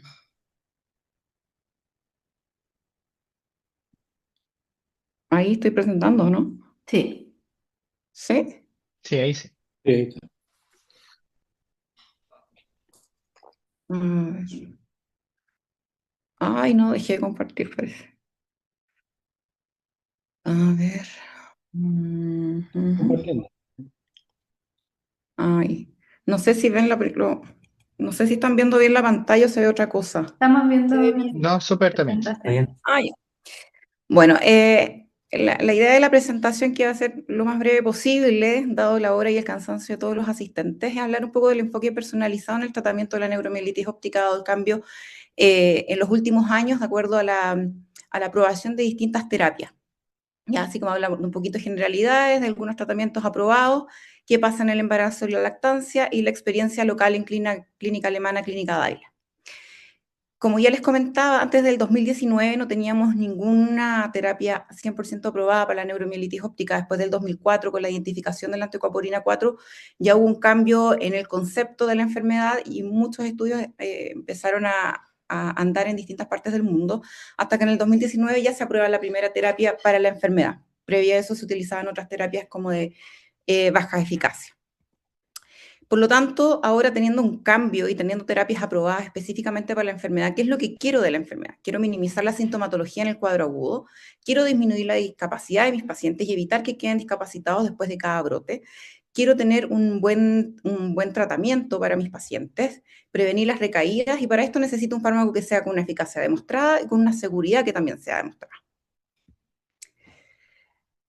Y para hablar de las terapias tenemos que hablar sí o sí brevemente de fisiopatología de la neuromielitis óptica. Sabemos que a través de procesos de mimetismo molecular, de tolerancia inmunológica, el plasmoblasto y la célula plasmática producen anticuerpo anticoaporina 4 que atraviesa la membrana, la barrera hematoencefálica por debilitamiento de esta o a través de vesículas e ingresa al sistema nervioso central, atacando directamente el astrocito. La unión del anticuerpo anticoaporina a la molécula de acuaporina en el astrocito genera una reacción en cadena muy inflamatoria con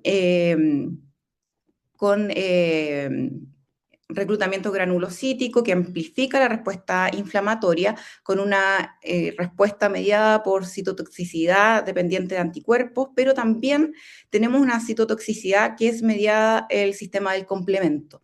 Por lo tanto, hay distintos targets en el que nosotros podríamos pensar que tenemos alguna terapia para esta enfermedad, y obviamente incluido como es una enfermedad que afecta mediada por anticuerpos, obviamente las terapias que van en contra de la célula B también es un buen target. Y el tratamiento agudo, brevemente, todos sabemos que el tratamiento agudo se basa en corticoides en dosis altas, inmunoglobulina o plasmaféresis según el grado de gravedad de nuestros pacientes, pero cuando ya después pasamos a una fase de terapia de mantención, tenemos que definir cuál va a ser el tratamiento de nuestro paciente, específicamente si es anticoaporina 4 positiva. Y para esto tenemos varias alternativas en este momento, algunas de ellas están en Chile, después ya lo vamos a comentar, así que vamos a hacer una breve revisión de estas. El rituximab es un fármaco conocido por todos, con aprobación FDA en 1997 para cáncer, para linfoma y con posteriormente uso indiscriminado en múltiples terapias inmunológicas. Tiene su uso en neuromielitis óptica hace varios años, con muy buena respuesta, pero no hay un estudio randomizado, doble ciego, que demuestre que efectivamente sirve. Hay series de casos, y este estudio me pareció interesante por el número de pacientes que incluía, que fue publicado el año pasado, que son pacientes de Corea del Sur, 22 centros, 605 pacientes, y la mediana de seguimiento fue 47 meses. ¿Y qué es lo que vieron ellos? Que el 87% de los pacientes continuaba con rituximab y no tenía recaídas posterior al uso del fármaco, con 19% de recaídas, 7% fueron severas y 2% de descontinuación del fármaco por eventos adversos. Sabemos que los eventos adversos en rituximab existen, especialmente las infecciones, y algo lo comentó el doctor Guzmán en su presentación, por lo tanto es algo que tenemos que estar atentos con las terapias anti-CD20. Y posteriormente, ¿qué pasó? Sabemos que el anti-CD20 actúa en cierta parte de la vida del linaje de células B, pero quizás queríamos una terapia que actuara en forma mucho más eficiente en la célula B. Y aparece el inebilizumab, que es una terapia anti-CD19, que tiene un efecto un poco más amplificado en la célula B, pero preserva las células B reguladoras, que son esencialmente importantes para el sistema inmune, para evitar como una respuesta exagerada de este. Ay, perdón, me fui para el otro lado. El estudio de inebilizumab es el TRIAL-N Momentum, que evidenció finalmente que era inebilizumab versus placebo y mostró que había una reducción de 73% en el riesgo de una próxima recaída en neuromielitis y con un NNT de 3.7. Por lo tanto, lo hacía una buena terapia a largo plazo en comparación a rituximab, que eran relativamente similares. Y si los comparamos, hay un estudio de cohorte retrospectiva, no hay head-to-head entre ambos fármacos, pero que nos muestra que entre rituximab y inebilizumab, la verdad es que la probabilidad de tener recaídas no tenía una diferencia significativa en forma positiva para inebilizumab. Estaban siendo parecidos finalmente. Y lo que sí destacaba que había una mayor proporción de eventos adversos con rituximab frente a inebilizumab. Por lo tanto, sería una terapia interesante desde ese punto de vista. Otra terapia target que también está disponible en Chile, que es el satralizumab, un inhibidor de la interleuquina 6. La interleuquina 6, probablemente muy conocida también, es producida por distintos tipos celulares en distintas partes del organismo, pero en neuromielitis específicamente tiene un efecto súper interesante porque hace que la célula T se polarice hacia un perfil más proinflamatorio, TH17, inhibe el desarrollo de nuestras células T reguladoras, que mantienen nuestro sistema inmune un poco más estable, y promueve la diferenciación de las células B en plasmoblasto, por lo tanto se amplifica esta respuesta inflamatoria de anticuerpos, y contribuye al deterioro de la barrera hematoencefálica, por lo tanto contribuye a que la enfermedad tenga un perfil mucho más agresivo. Estudios al respecto de satralizumab son estudios que ya llegan largo tiempo, ya estamos en fase de extensión, está el Sakura Sky, el Sakura Star, que uno de estos fue contra inmunosupresores, que eran azathioprina micofenolato, y el otro versus monoterapia, y ya estamos en una fase de extensión y a largo plazo lo que se ha logrado ver es que el 89% de los pacientes se ha mantenido libre de recaídas, sin un empeoramiento en su cuadro clínico en el curso de la enfermedad. Por lo tanto, también lo hace un tratamiento bastante interesante para cierto grupo de pacientes. Y unas pequeñas palabras de inhibidores del complemento. Recordarán que les comenté que parte de la fisiopatología de la enfermedad incluía esta respuesta amplificada del complemento. Y ustedes recordarán que el complemento se compone de 3 vías, la vía clásica, la vía alternativa y la vía de las lectinas. La vía clásica se activa por reacciones antígeno-anticuerpo. La vía de las lectinas se activa en contacto con las membranas que contienen hidratos de carbono en ciertas bacterias capsuladas como la Neisseria meningitidis, y la vía alternativa, que es un poco más lábil y que se va activando y desactivando de acuerdo el cuadro clínico o la noxa que esté cursando el paciente. Y lo que tienen en particular es que todas estas llegan y convergen en el C5. La activación ya hace C5A y C5B, hace una reacción en cascada con activación del complejo de ataque de membrana y un ataque directo, lo que amplifica esta respuesta. Por lo tanto, en neuromielitis óptica es un target súper interesante también para uso a largo plazo. Como les decía, con esta reacción antígeno-anticuerpo en el astrocito se activa el complemento y se libera de C5, pasa a C5A, C5B, se forma el reclutamiento de otros elementos del complemento, formando este complejo de ataque a membrana con una destrucción masiva a nivel astrocítica. Y la C5A, que actúa como una anafilotoxina, reclutando otras células, otros grupos celulares como eosinófilos, macrófagos, mastocitos, amplificando también esta respuesta inflamatoria. ¿Y qué pasa con los inhibidores del complemento? Actúan directamente en C5, por lo tanto, evito toda esta amplificación de respuesta inflamatoria, evitando que el paciente obviamente tenga un cuadro clínico más severo. De los inhibidores del complemento tenemos 2, ravulizumab, eculizumab. Las diferencias básicamente, ravulizumab es la versión mejorada de eculizumab porque tiene un sistema de autorreciclaje que es dependiente de pH. Básicamente el cambio que le hicieron es un proceso de bioingeniería para que la molécula durara más tiempo, tuviera una vida media más larga. El eculizumab tiene una vida media de 2 semanas. Infundir a un paciente cada 2 semanas es bien complejo. Entonces ravulizumab nos da la ventana de hacerlo cada 8 semanas. Y eficacia y seguridad de estos tratamientos que les he estado comentando, la verdad es que no necesitaríamos estudios head-to-head, que no hay, pero una corte retrospectiva publicada este año que incluyó 178 pacientes que evaluó distintas terapias que ya les he comentado y nos ve claramente una respuesta mucho mejor y más significativa en inhibidores del complemento en relación a las otras terapias. Un punto en particular que me pueden debatir es que, claro, los inhibidores del complemento, la cantidad de pacientes que está incluidos es bastante poca en comparación a los pacientes que estaban con otro tipo de terapias. Pero, por lo tanto, de alguna otra forma nos da un poco de luces de cómo funciona el tratamiento y que los pacientes se han mantenido bien y libres de alguna recaída. Algunas recomendaciones para Latinoamérica. Paciente naïf con una neuromielitis anticoagulanina 4 positiva, siempre se debe considerar el uso de alguna de las terapias que ya les comenté, según la disponibilidad en su centro. Y obviamente en pacientes que van a utilizar inhibidores del complemento por esta reacción con las bacterias que tienen encapsuladas, tienen un poquito más de riesgo de tener meningitis por Neisseria meningitidis, por lo tanto deben ser vacunados previamente. y en pacientes que están usando alguna otra terapia que sea off-label y que ha tenido algún deterioro clínico dado por recaídas dentro de los 6 meses o de un año, también se debe considerar eculizumab, rabu, satralizumab o nivolumab o lo que tengan disponible en su centro, ¿ya? Y ahí si van recayendo, ir cambiándolo a otro, por supuesto. Y ahora, ¿qué pasa en el embarazo y la lactancia? Se sabe que pacientes que habían estado activas dentro de los 2 años previo al embarazo, o si la infusión fue más de 3 meses desde el embarazo, se podría considerar hacer una dosificación dentro del primer trimestre, especialmente porque la molécula son básicamente proteínas bastante grandes que no pueden atravesar hasta por lo menos la semana 17. Por lo tanto, no tenemos riesgo de que haya algún problema en el feto en términos de inmunidad, ¿ya? Respecto a los inhibidores de complementos, siempre evaluar cada caso, pero mantener la terapia no sería castigable. Pero ojo, teniendo en consideración la vacunación antimeningocócica.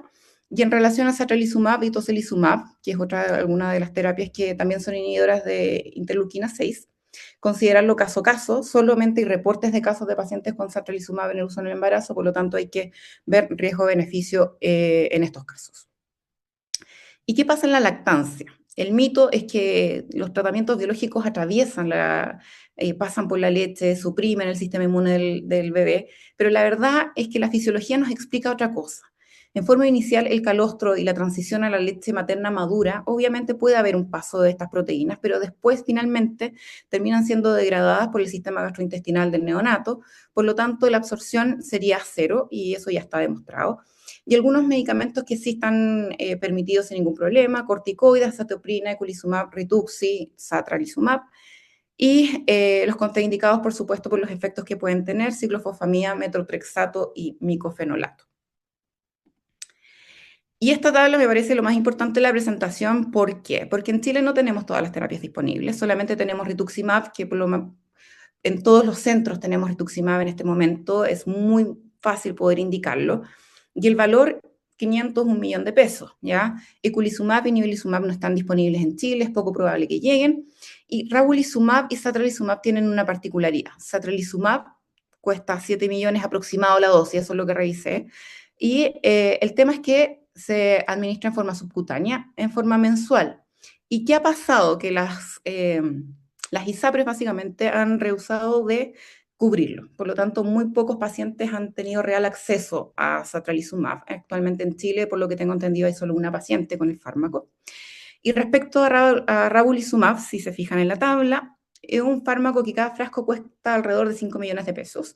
Pero, ¿cuál es la dosis que necesitamos para cada paciente? Alrededor de 2.400 a 2.700, ¿ya? Que es una dosis bastante alta y que se infunde cada 8 semanas. Por lo tanto, en este momento en Chile no hay ningún paciente en sistema público que se esté administrando ravulizumab. En ISAPRE hay algunos pacientes, que es lo que voy a comentar. Necesitamos estudios de costo-efectividad para saber qué va a pasar en nuestro país, pero se nos hace un poco difícil en nuestro sistema público súper sobrecargado poder indicar estas terapias de alta eficacia, pero no podemos dejar a nuestros pacientes botados, por lo tanto, siempre hay que considerarlo de acuerdo al caso a caso de cada paciente. Y la experiencia nacional con ravulizumab, actualmente en Chile hay 12 pacientes, 7 pacientes para neuromielitis óptica y 5 pacientes para miastenia gravis. El 100% de estos pacientes ISAPRE o de Fuerzas Armadas, y de los que les voy a comentar son los que están en seguimiento en Clínica Dávila, clínica alemana, que son 6 pacientes. De estos 6 pacientes hay 4 que la indicación, el seguimiento y la infusión se realizan en clínica alemana o clínica Dávila, en que la indicación y el seguimiento es en clínica Dávila o clínica alemana, o que el seguimiento más la infusión es en clínica alemana, clínica Dávila. Y de hecho este caso de seguimiento y infusión es una paciente de clínica Las Condes que fue derivada netamente por temas previsionales para infusión y que ha seguido el seguimiento con nosotros. De nuestros pacientes con ravulizumab, el 100% son mujeres. La edad del debut de la enfermedad ha sido 43 años aproximadamente, entre 38 y 65 años. Las comorbilidades de estas pacientes, una tenía artritis reumatoide y diabetes mellitus tipo 1, síndrome de Sjögren en 2 pacientes, hipotiroidismo en 2 pacientes y una que tenía tiroiditis de Hashimoto. El cuadro clínico de debut y en sus recaídas, en el 100% de estas pacientes, una mielitis longitudinalmente extensa, 4 de estas pacientes tenían o tuvieron en algún momento de la evolución neuritis óptica. ¿Y qué nos ha mostrado la experiencia local? De nuestras pacientes, 5 de 6 previamente habían estado con rituximab. La paciente que no estuvo con rituximab es un caso bien interesante que publicó el doctor Valdés con la doctora Galleguillos hace muy poquito, que los invito a revisar el caso. Es un caso que se administró ravulizumab en agudo en una paciente que estaba bien compleja. Y de las pacientes que recibieron rituximab, que fueron 5, las 5 tuvieron recaída. Una paciente, que fue la paciente clínica Las Condes, recayó también con satralizumab, y actualmente que ya llevan estas pacientes en promedio entre 6 meses, 1 año con ravulizumab, ninguna ha tenido recaída. Respecto a los eventos adversos, el 100% de las pacientes ha referido cefalea que es durante la infusión, que es una cefalea leve y es una cefalea que fácilmente manejable con antiinflamatorio y que no tiene ninguna otra complicación. Ya las pacientes evolucionan bien, la infusión es de 1 hora, por lo tanto también nos quita tiempo del sillón de infusión en nuestros centros de infusión en comparación, por ejemplo, con el rituximab o otras terapias. Por lo tanto, es necesario tener un tratamiento eficaz, seguro para evitar la recaída y aumentar la discapacidad de nuestros pacientes. Hay múltiples terapias aprobadas disponibles en Chile, sin embargo, no es tan factible poder dejarlos en cada paciente y, como les vuelvo a repetir, son súper necesarios los estudios de costo-efectividad para poder ir al ministerio y decir que efectivamente son necesarios. Y es necesario también tener la realidad nacional un poco más objetivable de la cantidad de pacientes que tenemos con neuromielitis. Deberíamos hacer un trabajo conjunto a nivel nacional y con eso ya poder definir qué podemos hacer más adelante por el bien de nuestros pacientes. Eso sería todo. Muchas gracias y muchas gracias al equipo de Clínica Alemana que permitió que presentara el día de hoy.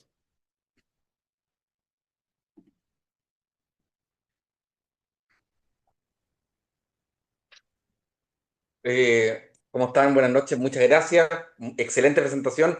Muchas gracias, Tamara, porque realmente una muy buena presentación que además, tengo que decirle, hiciste en un tiempo récord, así que muchas gracias. Sí, sí, sí. Bueno, ya lo decían nuestros expositores, son 7 minutos para las 10 de la noche, para